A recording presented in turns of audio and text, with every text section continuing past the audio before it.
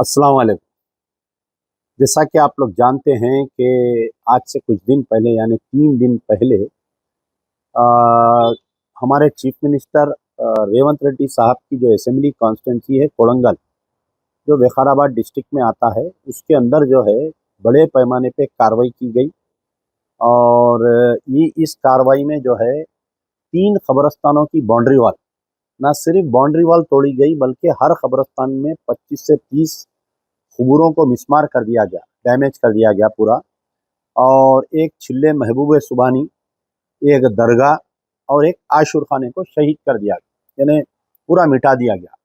और इस कदर ये जो ऑपरेशन हुआ, रात में तकरीबन 2 बजे ऑपरेशन स्टार्ट हुआ और 4 बजे तक भारी जमीयत पुलिस की और विकाराबाद के एसपी और डीएसपी, एडिशनल एसपी, यानी पूरी विकाराबाद की पुलिस वहाँ पर मौके वारदात पर रहकर बड़े डोजरों से ये कार्रवाई की गई। तो जैसा ही, क्योंकि पिछले 1 महीने से ये सिलसिला चलते आ रहा था, 1 महीने से जो है कोडंगल के जो मुसलमान हैं, ये चीफ मिनिस्टर से मिलने की कोशिश कर रहे थे, लेकिन इनको अपॉइंटमेंट नहीं दिया जा रहा था। कुछ लोग जो है चीफ मिनिस्टर के भाई से मिले, मिलकर ये कब्रिस्तानों का इश्यू और ये बाउंड्री वॉल का, कब्रिस्तान का इश्यू, चिल्ले मोहम्मद सुबानी का इश्यू, ये दरगाह और आशुर खाने का इश्यू उनके सामने भी रखे थे, ओहदेदारों से मिल रहे थे, वहाँ के कलेक्टर से मिले, वहाँ के स्पेशल यानी सुपरिटेंडेंट ऑफ पुलिस से मिले। तो बहरहाल ये कार्रवाई की गई। अब आप, कार्रवाई जैसे ही हुआ, क्योंकि पिछले 1 महीने से मैं ये इंहदामी कार्रवाई हो रही है बोलकर मुझे भी मालूम था। हम लोग जो है वक्फ बोर्ड को और दीगर ऑफिसरों को इसके बारे में आगाह कर रहे थे। ये वाकया तकरीबन 2 बजे से जैसा स्टार्ट हुआ, मुझे जैसे ही सुबह में इत्तला मिली, हम कोडंगल को जाने की कोशिश कर रहे थे, लेकिन कोडंगल के पूरे अतराफ के एरियो में जो है चेक पोस्ट डाल के रखे थे, किसी को अंदर जाने नहीं दे रहे थे। तो चिंगूमल्ला पुलिस स्टेशन के करीब में जो चेक पोस्ट था, सारे लोगों को वापस कर रहे थे। ख़ास तौर पर कोई अगर मुस्लिम फैमिली जा रहे थे तो उनको वापस कर दे रहे थे। ना सिर्फ कोडंगल जाने से रोक रहे थे, बल्कि अतराफ के जो इलाके हैं, टांडोर, चिवल्ला, विकाराबाद, मोइनाबाद और आपके जितने इलाके हैं, वहाँ पर कोई मुस्लिम फैमिली को खास तौर पे नहीं जाने देते। अब हमारे को अरेस्ट करे, तकरीबन 5 बजे के टाइम पे मुझे छोड़ा गया। उसके बाद से जो है, मैं जब पुलिस अरेस्ट करी थी तो हमारे जो वक्फ बोर्ड चेयरमैन हैं अज़मतुल्लाह हुसैनी साहब को मैं वहाँ से फ़ोन किया, तो मैं जब तक फ़ोन किया वो ये बताए कि मुझे कुछ नहीं मालूम। तो अब वो अल्लाह जाने कि वो अज़मतुल्लाह हुसैनी साहब सही बोल रहे थे या वो झूठ बोल रहे थे, ये मुझे नहीं मालूम। ये उनका और उनके खुदा के बीच का मामला है। अब बड़े अफ़सोस की बात है, देखिए ये वाक़या हुआ इतवार के दिन, पीर, मंगल, अब चाहरशंबा आ गया, कल जुमेरात है। लेकिन तेलंगाना के नामवर सियासतदान, तेलंगाना स्टेट के नामवर उलमा, मशाइखीन, जो मजहबी रहनुमा है हमारे, ये तमाम लोग खामोश बैठे हुए। ये बड़ा अफसोस हो रहा है। अफसोस रेवंत रेड्डी क्यों तुड़ाया, रेवंत रेड्डी इन्वॉल्व है या नहीं है, ये अलग बात है। लेकिन हमारे उलमा, मशाइखीन, हमारे सियासी कायदीन की जो बेहसी है, ये बेहसी हमारे लिए बड़ा तकलीफ देह का मंजर है। असदुद्दीन ओवैसी बड़े बड़े तकारीर करते, वफ़ के चैंपियन बनते हिंदुस्तान में, बिहार में जाके वहाँ पर बीजेपी को जिताने के लिए दुनिया की दिन रात मेहनत कर रहे हैं। असदुद्दीन ओवैसी का आज तक ना स्टेटमेंट आया, ना ट्वीट आया। कोई दूसरे, अगर उत्तर प्रदेश, बिहार में ऐसा वाकया होना था, फौरी असदुद्दीन ओवैसी का ट्वीट आ जाता था। अकबरुद्दीन ओवैसी आयन इलेक्शन में निकलते, बांकड़े पहलवान बड़े बड़े तकरीर करते, आइंदा अगर ऐसा होगा तो मजलिस छोड़ेंगी नहीं, देख लेंगी, वैसा करेंगी। उनका जो है अभी तक कोई स्टेटमेंट नहीं है। अब रही बात, मैं जब मुझे गिरफ्तार करके छोड़ा गया था, मैं जब पुलिस स्टेशन से थोड़ी दूर पे मैं चाय पी रहा था, तो वहाँ पर जो है मैं जब रुका था ढाबे पे, तो 2 गाड़ियाँ जो है मनी एमआईएम का झंडा लगाकर जाते हुए दिखे। तकरीबन 5:30 पौने 6 बजे का वाकया है। मुबीन एमएलए जाते हुए दिखे मुझे। इन्हों जाके क्या करे, वहां पर एक बयान दिए कि बल्दिया कमिश्नर को हम देख लेंगे, हम ऐसा करेंगे। जबकि आपको मालूम होना चाहिए कि ये पूरा इन्हदामी कार्रवाई जो हुई, चीफ मिनिस्टर की मर्जी के खिलाफ हो ही नहीं सकता। ये आप बताइए, मैं एक मेरी मिसाल देता हूँ। मैं एक छोटा सर का कारपोरेटर था, 10 साल, 2 टर्म अल्लाह ताला खिदमत का मौका दिया। मेरी बगैर इजाजत जो है डबिलपुरा ब्रिज कोई ऑफिसर नहीं उतर सकता था, यहाँ तक के पुलिस वाले भी नहीं उतर सकते थे। जब इतनी बड़ी कार्रवाई हो रही है तो चीफ मिनिस्टर के बगैर इन्वॉल्वमेंट, चीफ मिनिस्टर की कॉन्स्टिट्यूंसी में इतना बड़ा वाकया होना, तो ये सरासर जो है मुसलमानों को बेवकूफ बनाने की बात है। फिर उसके बाद में आप देखिए, मौलाना Khalid Saifullah Rahmani all India Muslim personal law board के सदर हैं।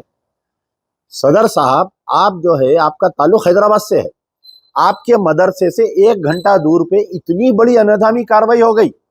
आप अपनी किताब की रस्म इजराया कराने के वास्ते चीफ मिनिस्टर को बुला के आप बड़े शादी खाने में एक 500 आदमी को डिनर करा के किताब की रस्म इजरा कराए, बहुत अच्छा काम करे। लेकिन वही खालिद सैफुल्लाह रहमानी को पता नहीं क्या हो गया, इनको एक स्टेटमेंट नहीं आया आपका सीएम के खिलाफ में। इतनी बड़ा वाकया हुआ, खबरस्तान को शहीद का, खबरस्तान के दीवारों को, खबरों को तोड़ दिए, छिले महबूब सुबानी को वो कर दिए। अब उनके फर्जन उमर आबेदीन है। उमर आबेदीन साहब, आप तो बहुत बहुत भाग भाग के जलसे कर रहे थे, प्रेस कॉन्फ्रेंस कर रहे थे, संडे वफ लगा रहे थे, बत्ती गुल कर रहे थे, आप चेन, ह्यूमन चेन पकड़ रहे थे। ये तमाम आपकी सलाहियत कहाँ पर चले गई? आप किसकी हिदायत के इंतजार में बैठे हुए? मैं ये वीडियो के द्वारा आपसे पूछ रहा हूँ, खालिद सैफुल्लाह रहमानी साहब के फर्जन उमर आबेदीन साहब से। यहाँ पर 2 जमीयतुल उलमा है। एक जमीयतुल उलमा जो है हमारे मुफ्ती गयासुद्दीन रहमानी साहब इसकी सदारत करते हैं, और उनके जनरल सेक्रेटरी मुफ्ती महमूद जुबैर खासमी साहब हैं। मुफ्ती जुबैर खासमी साहब तो बहुत हर मसले पर बोलते, हर मसले पर जाते, लेकिन इस मसले पे बेचारे हमारे मुफ्ती साहब खामोश बैठे हुए हैं, गयासुद्दीन रहमानी साहब खामोश बैठे हुए हैं। क्या भाई, क्या तेलंगाना ये जो कोडंगल में वाकया पेश आया, क्या आप चीफ मिनिस्टर से डर के बयान नहीं दे रहे हैं? मैं आपसे सवाल कर रहा हूँ। दूसरी जमीयतुल उलमा है, हाफिज रहमत पीर शब्बीर अहमद साहब हैं, वो बेचारे अलील हैं, उनके फर्जंद हैं साबिर साहब। अभी तक उनका कोई स्टेटमेंट नहीं आया। क्या कांग्रेस के खिलाफ में बोलने से आप डर रहे हैं? बताइए, क्या रेवंत रेड्डी के खिलाफ में बोलने से डर रहे हैं? मुबीन साहब वहां पर स्पॉट पे गए, चद्दर चढ़ाए, फूल डाले, बल्दिया कमिश्नर मुर्दाबाद, AIMIM जिंदाबाद के नारे लगा रहे हैं। वहां पर जरूरत थी कि चीफ मिनिस्टर रेवंत रेड्डी मुर्दाबाद के नारे लगाने की।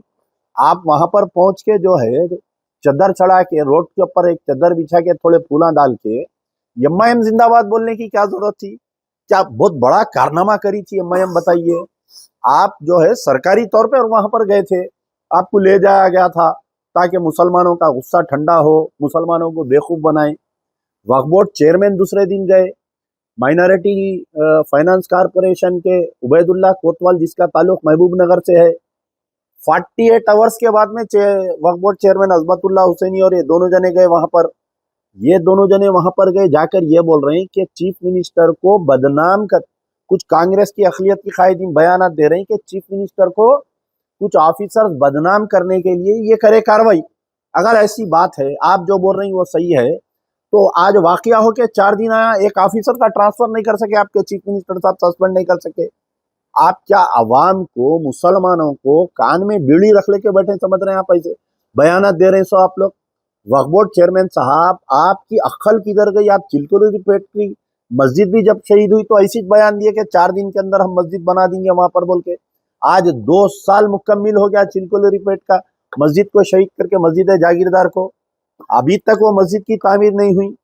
तो बहरहाल मेरा बोलने का मतलब यह है कि इस मसले को धीरे धीरे, खाना गर्म रहा तो खाए तो चुरके लगते, ठंडा करके इसको खाने की बात है।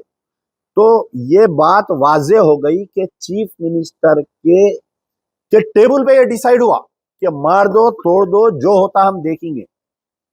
ये सीएम साहब जो है मुसलमानों के कातिल बन गए। ये खबरस्तानों को तोड़ के, खबरस्तानों को मिसमार करके, और कई उलमा मशाइखीन है, हमारे अंजुमन खादरिया के अली पाशा खादरी साहब है, उनका स्टेटमेंट नहीं आया। शायद वो बेचारे अपनी दीनी रैली में मसरूफ है, इसलिए उनको फुर्सत नहीं मिली ये खबरस्तानों के ऊपर स्टेटमेंट देने की। मौलाना जाफर पाशा साहब है, अभी तक कोई स्टेटमेंट नहीं आया, उनका क्या वजह है समझ में नहीं आया मुझे। हालांकि वो हर मसले पर बोलते हैं। मैं उनसे गुजारिश करूंगा कि आने वाले जुम्मे के दिन आप खुतबे में इसका जिक्र करिए और संगीन नताइज भेजिए। अगर ये खबरस्तानों के दीवार को अगर दोबारा नहीं बनाए, अगर ऑफिसरों को अगर वो नहीं किए तो। और सबसे बड़ी चीज ये है कि वहां पर एक आशुर खाने को शहीद किया गया, कोई शिया तंजीम का एक आदमी जाके उसका दौरा नहीं करा। एक शिया जो है वक्फ बोर्ड में मेंबर है, वो बेचारे अभी तक खामोश बैठे हुए हैं। क्या वजह है अहले ये शिया लोग खामोश बैठे हुए हैं, मुझे ये नहीं समझ में आ रहा है। क्या चीफ मिनिस्टर की कॉन्स्टिट्यूंसी है बोलकर डर रहे हैं? कांग्रेस के तमाम अखिलती कायदीन, मोहम्मद अली शब्बीर से लेकर वक्फ बोर्ड चेयरमैन से लेकर आपके उर्दू एकेडमी के हमारे निजामाबाद के उन्हों है चेयरमैन साहब है, उन्हों खामोश बैठे हुए हैं। आपके हमारे जो हज कमेटी के खुसरो पाशा हुसैनी है, आपका ताल्लुक तो खानखा से है, आप सबसे पहले एहतजाज करना चाहिए इसके अंदर। आज ये दरगाह पे नुकसान पहुंचाए, कल हो सकता है किसी और दरगाह पे बुलडोजर चल सकता है। आप कांग्रेस पार्टी के सीनियर रुकन है, आप वक्फ बोर्ड, आप जो है हज कमेटी के चेयरमैन है, खुसरो पाशा हुसैनी खामोश बैठे हुए हैं।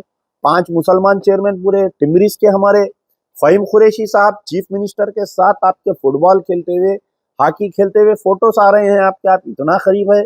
आप क्या सीएम साहब को एक बात नहीं बोल सकते साहब? क्या अपन इसलिए, क्या कोड़ंगल के मुसलमान इसलिए वोट दिए?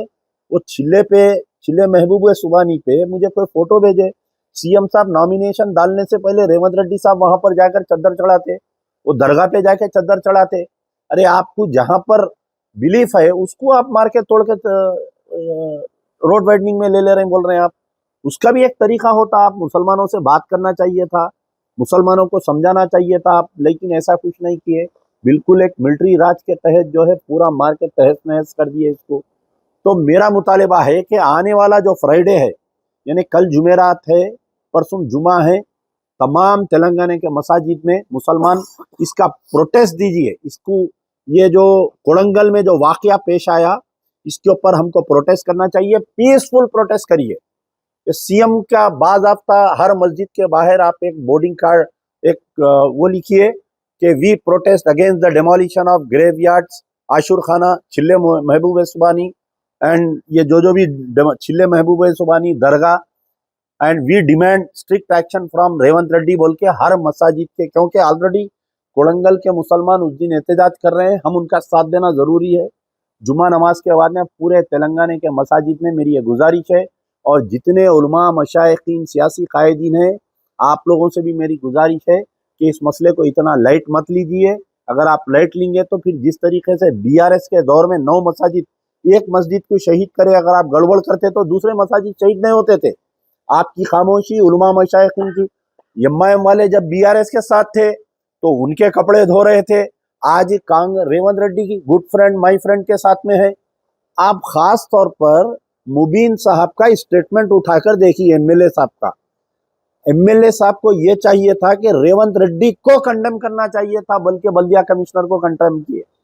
पूरे स्टेटमेंट में कहीं रेवंत रेड्डी का नाम नहीं, असदुद्दीन ओवैसी का कोई स्टेटमेंट नहीं। बिहार में गलियों में छान रहे, वहां पर बीजेपी के डर से, बीजेपी को जिताने के लिए। अकबरुद्दीन ओवैसी बांकड़े पहलवान का बयान नहीं आया अभी तक, क्या वजह है? तो बीआरएस के साथ थे, 9 मसाजिद शहीद हुए, दरगाह शहीद हुए, आशुर खाने शहीद हुए, इनकाउंटर हुए, खामोश रहे, इख्तियार के साथ रहे। आज रेवंत रेड्डी के साथ में है, कांग्रेस के बड़े बड़े कायदीन है, मुस्लिम कायदीन एआईसीसी में, वो लोग खामोश बैठे हुए हैं। तो गैर बहरहाल अमजदुल्ला खान का ये मुतालिबा है कि आने वाले जुमे के दिन जो है आप लोग एहतजाज करिए, पीसफुल एहतजाज करिए, बाज़ाब्ता। कोई आपके ऊपर केस नहीं बुकूंगा, कुछ नहीं। और तमाम इमाम मसाजिद जितने जो खुतबा देंगे उनसे तमाम से मेरी गुजारिश है कि आप जो है जुमे के खुतबे में इसका जिक्र करिए, ताकि अंधी गुंगी बहरी सरकार जो कांग्रेस की है, रेवंत रेड्डी को ये मालूम होना चाहिए कि मुसलमान इतना लाइट लेने वाले नहीं है, और इसका असर आने वाले जुबली हिल इलेक्शन पे पड़ना चाहिए।